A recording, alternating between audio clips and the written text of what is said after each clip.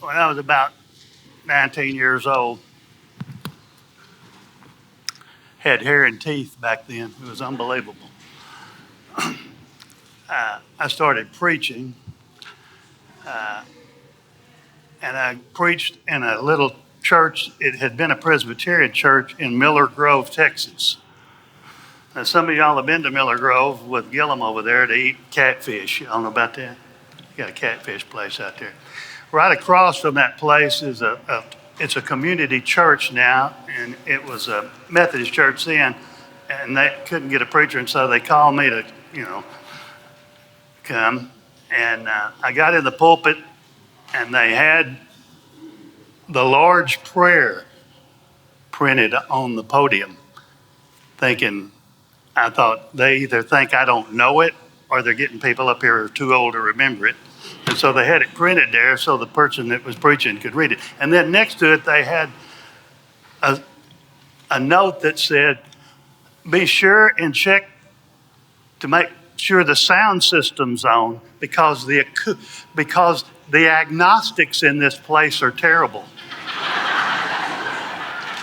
Now, I don't know if they didn't know how to spell acoustics or if they were telling the truth. So, how are the agnostics in here today? Are y'all, you can hear what I'm saying? Okay. And then one of my favorite theologians, George Burns. I'm not going to explain these jokes to you people. You got to pick them up when I say. He said, they asked him what he thought about a good sermon. He said it ought to have a beginning and an ending, and they ought to be as close together as possible. Would you pray with me? May the words of my mouth and the meditations of our heart be acceptable in thy sight, O Lord, our strength and our Redeemer. Amen. In 1986, my family and I moved we were in foreign missions. I was in foreign missions. We moved from Memphis, Tennessee. That's another joke. We moved from Memphis, Tennessee, where I had gone to seminary and been serving a church there as a student minister and then 1 year as full-time minister. We went to Gladewater, Texas. Elizabeth Spain's not here today. She has a cold and she's at home. We've been praying for her. Her husband, Sid Spain, was the area minister. And I told him I'd go anywhere in East Texas because I wanted to come back home and be where you go when you die. And that's in East Texas. See, so he said, we got this church in Gladewater that's probably desperate enough to take you. So we had one child at that time, Jordan. He was about 3 when we moved to Gladewater. There were a couple of guys there. They were elders, old guys, been in Gladewater all their lives. Sam Moore and Leon Wagner. Leon had been the chairman of the board at the church. He had also been on the school board there. He ran the city cleaners in Gladewater. And Sam Moore had a furniture store and factory and had started 2 Disciples of Christ churches in East Texas. One of them in Kilgore and the other one in Gladewater. He was responsible for those. I would take donuts to them every Monday through Friday at 9 o'clock and get them to tell me stories about that place and that town during the oil boom. It was wonderful. Had a judge, Ross DeLay, who came. Leon Wagner's daughter was married to Dr. Eugene Bryce, who was one of the biggest preachers in the Christian Church of Disciples of Christ in the 70s and 80s, and retired from University Christian Church in Fort Worth. He's in his 80s now, and I noticed his wife died here a few months ago. She grew up with us, the Gillums, Brenda, and at the First Christian Church in Sulphur Springs. Her maiden name was Wagner. Gene Bryce was married to her. Leon was his father-in-law. He was a wise man, very spiritual, knew a lot about the Bible. One day we were eating donuts in that furniture store, and he looked at me and he said, "Preacher, I want you to preach a sermon on grace sometimes because I don't think I understand it. And I thought, that's a strange thing for a man to say who's been a Christian all of his life, been a member of the church all of his life, an elder in the church, somebody I looked up to. What is there not to understand about grace? Seems like that would be easy to understand. We all in need of it. We're all sinners. We all need it. And we're forgiven, by grace. What's there not? So I decided I'd go back to the office and see what it was that I didn't understand, that he didn't understand about grace. And so I did a little research on it. So I'm going to teach you people today. It's going to be on the test now, so perk it up. So here it is. How many of you in here are sitting beside your significant other? How many of you in here who are sitting beside your significant other have been sitting beside them for 20 years or more? I love it when I get old people in here. It's just wonderful. It's happy.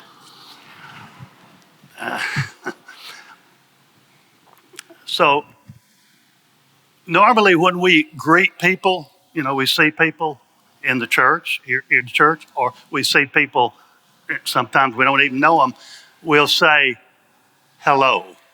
You say hello. Hey, hello, how you doing? Hello, hello. So I'm going to teach you, first thing we're going to do is we're going to learn to say hello in Greek, because the New Testament was written in Greek. So I want you to turn to the person, if you're not sitting by your significant other, it could be a total stranger. I'm sure you're not sitting by a total stranger. You might be, but I doubt it. So whoever you're sitting next to, I want you to turn to that person you're sitting next to. Now watch this, and say, it's in the bulletin if you can read. Charis. So look at the person now. Charis. You just said hello in Greek to the person you're sitting next to. Isn't that wonderful? Greek, Charis. Now watch this. When Paul, the Apostle Paul, was a Jew, he may or may not have worked for the Jewish Sanhedrin. He worked for the Jewish Sanhedrin. He may or may not have been a member of the Sanhedrin. Scholars argue about this, whether he was actually a member of the Sanhedrin or not. But we do know that they hired him or paid him to go around and persecute Christians. He probably killed some of them. But we do know, according to Acts chapter 6 and 7, that while the Sanhedrin was stoning Stephen to death, that they laid their cloaks down at Saul's feet. His name was Saul, then his name had not changed. So he worked with, if not a member of the Sanhedrin. His job was to persecute and or kill Christians. And apparently he was pretty good at it. But on the road to Damascus in Acts chapter 9, we read that he had an experience with Christ. Some people say it was a vision, and he said it was a post-resurrection appearance. But scholars argue about that because Jesus had already ascended. And so it was past the 40-day period that those resurrection appearances occurred. So he had this experience. And now watch this. He changed his name from Saul to Paul, and he changed the way he said hello to people. He didn't say Charis anymore.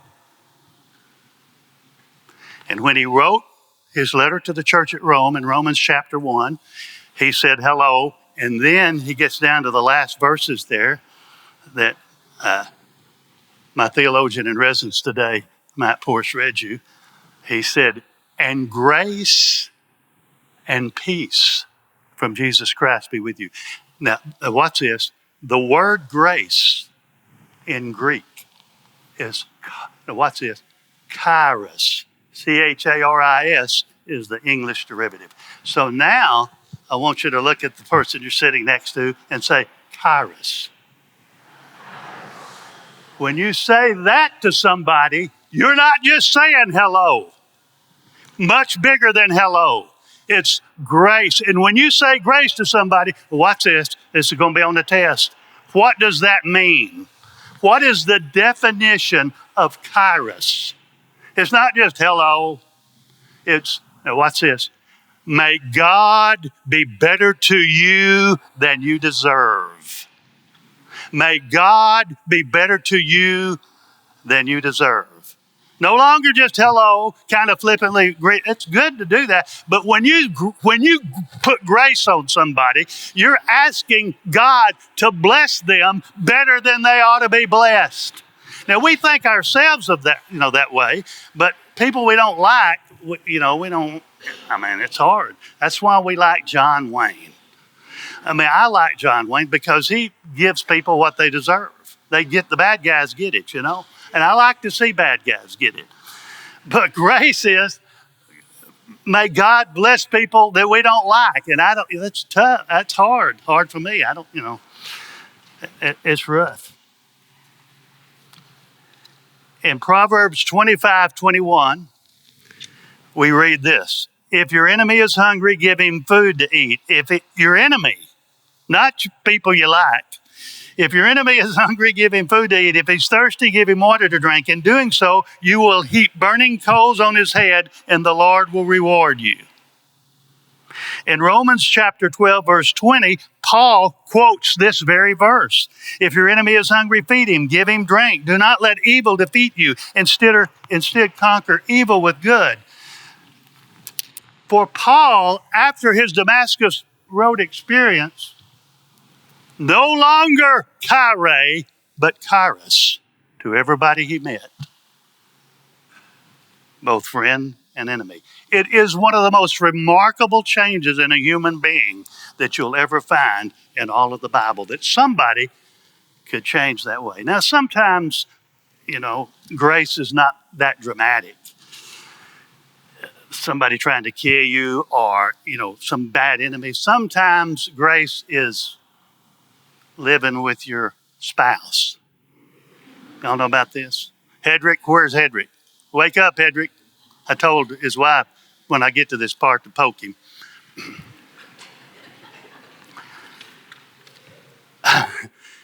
In marriage or in a relationship with your significant other, if you stay together for many, many years, there has to be Charis. Hello won't get it done. I'm going to tell you what hello will get you. Sleeping in separate bedrooms. That's what hello will get you. Grace will get you in the same bedroom. And I'm going to show you how this works. Tanny and I were married for 40 years. I was married to my wife for 40 years. And y'all all know about this. She died 4.5 years ago of multiple sclerosis. So the 40 years that we were married, when we first got married, neither one of us know anything about anything. We had the first child and didn't know how that happened, actually. It was unbelievable. We didn't know anything. We were just kids when we got married. We didn't know what was going on. And so we had to learn, you have to learn these things. So and we never fought, really. I can't ever remember either one of us throwing anything at each other. That's good because she had a really good arm. She was a really good softball player, had a shotgun arm and was left-handed. I'd be dead now if she had thrown stuff at me. But we did have lively discussions. Have y'all ever had a lively discussion with your spouse? Now, I'm going to tell you, I'm going to give you some, I don't know how many of you picked up the notes that I made back there, but this is from a marriage counselor named Steve Stevens. I don't charge extra for this marriage therapy, but so Steve Stevens is my source for this. He lists 27 things that you should never say to your spouse. You'll be happy to know that I've narrowed it down to 10. And 10 things that you should say to your spouse. Now, when Tanny and I were to get into a lively discussion or into an argument, we would try to be the first one to get this out before the other one did. You just like your mama.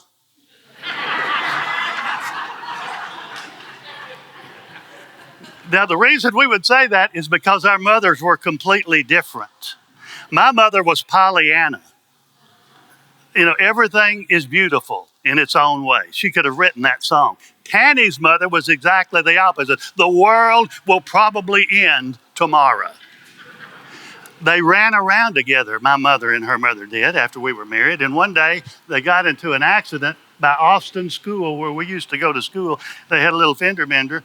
And Tanny called her mother and said, "How are you doing?" "Well, we had a terrible wreck down there by Austin School at the four-way stop. It's just terrible. I think it's totaled my car. I just wonder we're not in the hospital." Tanny couldn't believe it. So Tanny looks at me and says, "Call your mother and find out what really happened." I called my mother. I said, "Tanny talked to her mother, and she said that y'all had a car wreck and it was just terrible." "Oh, it's a little fender bender. I don't think there's much damage done. Didn't do any damage to the other car. We're wonderful. Everything's fine. God is good." I told Tanny that. She said, "I don't know what to think about this." She called her friend she went to high school with and said, "Go over to my mother's house and look at the car and see which one of them's telling the truth." Her friend goes over and looks at the car, calls Tanny on the phone and says, "It's somewhere in the middle. There's a pretty good dent in the door, but it doesn't look too bad." And he said, "I knew that was what was going to happen." So when we got into an argument, the first thing we said to each other is, "You just like your mama." Because our mothers were different, and that's the biggest zinger you can usually give your spouse in a fight. I'm going to give you 9 others you should never say to your significant other. "I told you so." You know, if I've said it once, I've said it 1,000 times. "You're always in a bad mood." Yeah, you're right. It was your fault. What's wrong with you? You know, all you ever do is complain.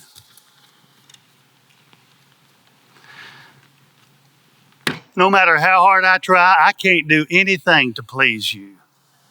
Yeah, I'm going to tell you something. You're getting just exactly what you deserve. "I don't know why I put up with you." This one's usually not good to say. If you don't like it, just leave. One time, right after we were first married, Tanya and I don't even remember now. It was the first year we were married. She got mad at me for something. I don't remember what it was. It was within the first 6 months. We were still sleeping together at that time. It was within the first 6 months of our marriage. And she got up in the middle of the night and went into the living room. We was living in a little house on the corner of Kyle and Fisher Street. She knows where that is. She went in the living room and got on the couch. I got up the next morning and didn't know she had gone. She said, "I'm going to tell you something. You didn't even know I got mad at you last night and got up and went in the living room, did you?" I said, "No, I didn't." She said, "Next time I get mad at you, I'm just going to turn over." So from then on, I knew when if she turned over that, I had done something. But I'm going to tell you something. You know this to be true. If a woman looks at you and says, you say, "What's wrong?" and they go, "Nothing," it's something. You people, you know what I'm talking about? So now what? Okay, guys, watch this now. If you want to have a good time tonight or later today, this is what you do. Top 10 things you should say to your significant other. What can I do to help?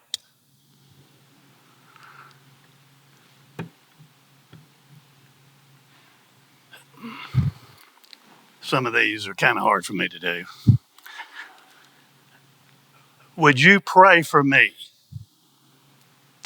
When I was in seminary, before there would be big exams or anything, and if Tanny thought that something was bothering me, I was worried about something, or if we had something happening in our life and it looked like it was could be serious, when we were in bed, she would turn to me and say, "I think we need to pray, and I'll start, and then you pray."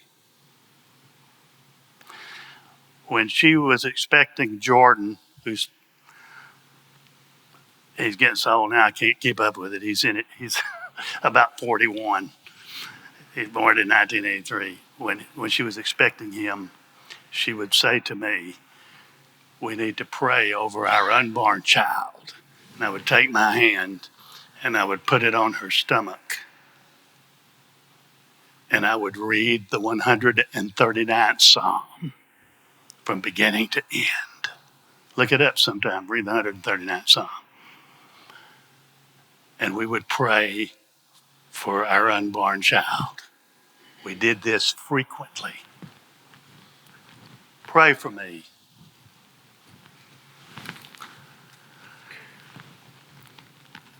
I will pray for you today. Sometimes you can say that on the way out.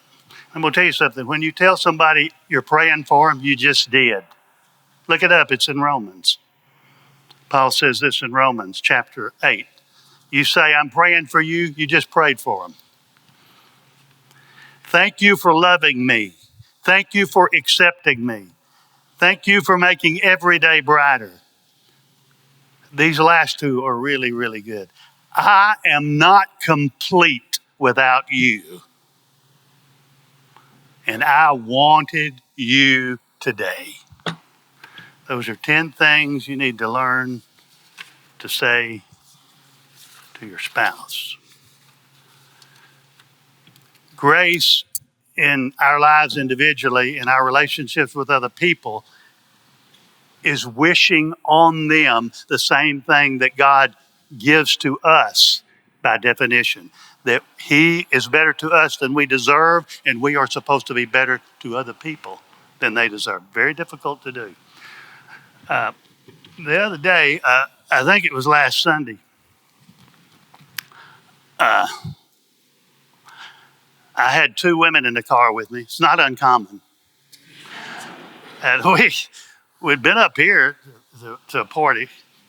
Might have been Sunday before. I don't remember, I can't remember what day it is most of the time. And the traffic was terrible. I got out here on the road out here, and I was in a turn lane, and I got too far over, and there was a car. These people, I don't know if y'all have noticed this or not, but in Tyler, a lot of these people think they're at Talladega. Y'all ever notice this? They think that this is the last lap at Talladega, and this guy was just flying around there, and it nearly hit me. And he honked at me, and I'm afraid that when this happens, they're going to pull me over and beat me up. Used to, they just stuck their hand out the window and called you mother names. Now you never know what's going to happen. They just people go crazy. The first thing I think of when somebody does that to me is, I've done that. So next time somebody pulls out in front of you and you get mad, remember, you've done the same thing. You people listening to me, we have done the same thing they do, yet we act like we've never done anything like that. So that's a little thing that'll help us to get the idea about grace in everyday living. See, I'm doing on time here. When I was in Gladewater, this would have been 1987. It was a year before Josh was born. Our second one was born in 88 in Gladewater. We lived in the church parsonage.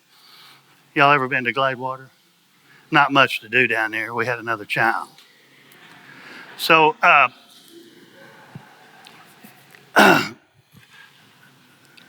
I would go to the church at 9 o'clock in the morning. I'd get up and go to church at 9 in the morning. And we had a group up there that ate breakfast once a month called Manna House. We fed people. And the Christian church was heavily involved in that. Jimmy McElroy was an elder, and he long died and gone to heaven now. Wonderful man, one of the finest Christian people I've ever known. And he went to that church, and we had all kinds of people from all the different churches that came to the breakfast that we had at First Christian Church in Gladewater. We had a guy that was a member of the Quitman Street Church of Christ there, big church there at that time. His name was Marvin Simmons. All these people are dead now, so I can talk about them. I'm old enough I can talk about people now. They're all dead, and they wouldn't mind me telling these stories. So this guy Marvin Simmons, I knew him. He was a general contractor, lived in a nice brick house. I never met his wife. Knew he'd been married forever. knew he was a member of the Quitman Street Church of Christ. He calls me on the phone. Didn't have cell phones back then, you know. You had a landline in the house. At the parsonage at 9 o'clock, just about the time I was getting ready to leave to go to church. Tanny had already gone to school. Jordan was at a lady's house that kept him down the street in a little daycare that she had in her home. And the phone rings, and the guy on the other end says, "This is Marvin Simmons." "Yeah, Marvin, how you doing?" "I need to talk to you." "Really?" "When?" "Now." So, man, what have I done to make this guy? What have I said to offend him? I knew Marvin was a pretty rough guy. It's 1987. I knew the kind of truck he drove. I remembered that he didn't have a gun rack in the back. I said, "Marvin," I said, "when do you want to meet?" "Now." I said, "Where?" He said, "In the parking lot of the church." "Oh, okay." I lived about 5 minutes. You know, you can get anywhere in Gladewater in 5 minutes, you know. And so I lived about 5 minutes from the church. So I hung up the phone and I kept thinking, you know, what did I say at the last Bible study that would have offended him? He's a Church of Christ. What could I have done to offend this guy?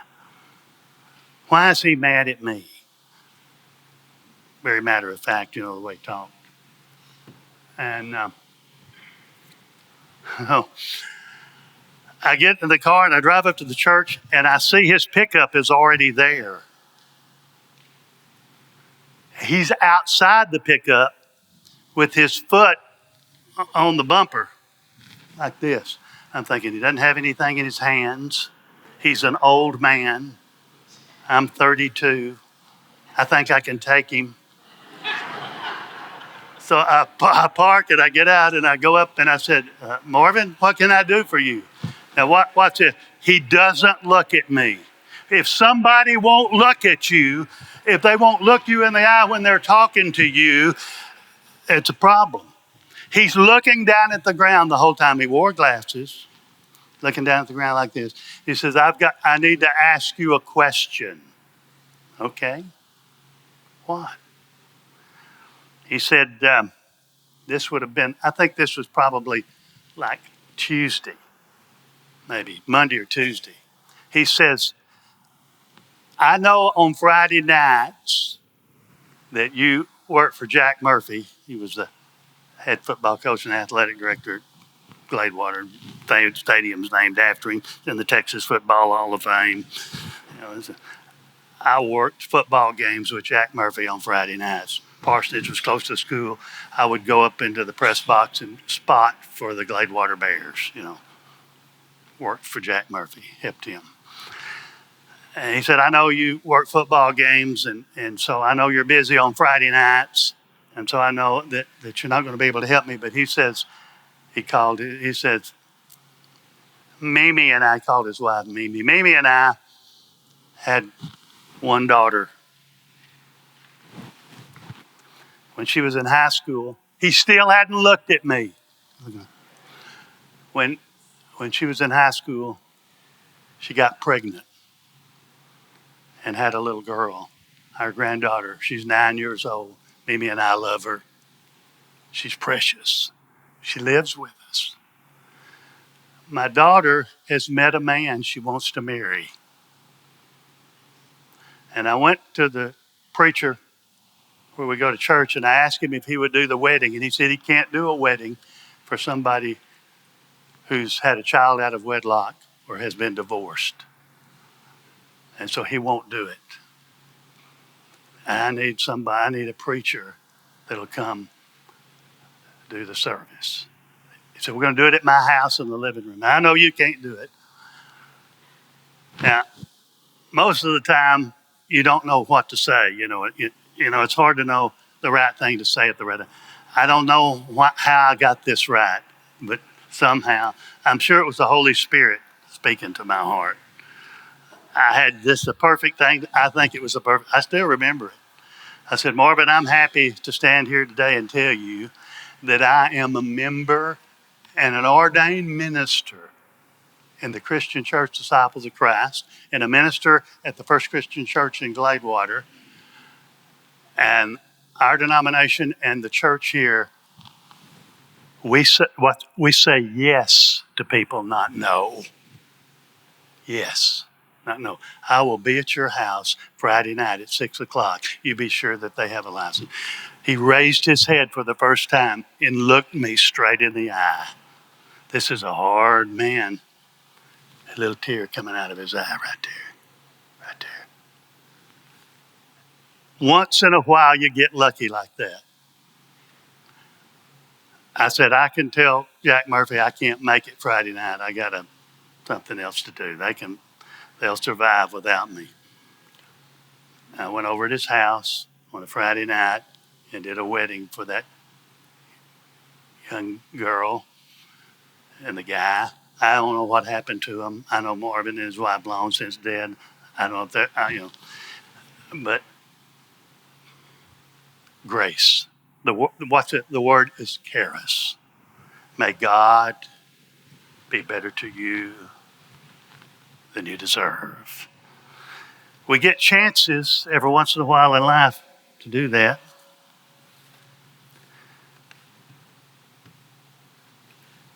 Experientially, grace can be translated gratitude. Tanny and I used to talk about this. We said if we could be sure that our children had one quality, we would want them to be gracious. One virtue for our children to have, I would choose gratitude. Gratitude is the mother of all virtues. Now you think about this. I have never known a person who was grateful and at the same time small, bitter, mean, cruel, or greedy. The final work of grace is in any person's life is to make that person gracious. And if you live a life of charis, of grace, of gratitude, six things will be a part of your everyday life. You will live simply, you will love generously, you will serve faithfully, you will speak truthfully, you will pray daily, and you will leave everything else to God. The word for today is charis. May God be better to you than you deserve.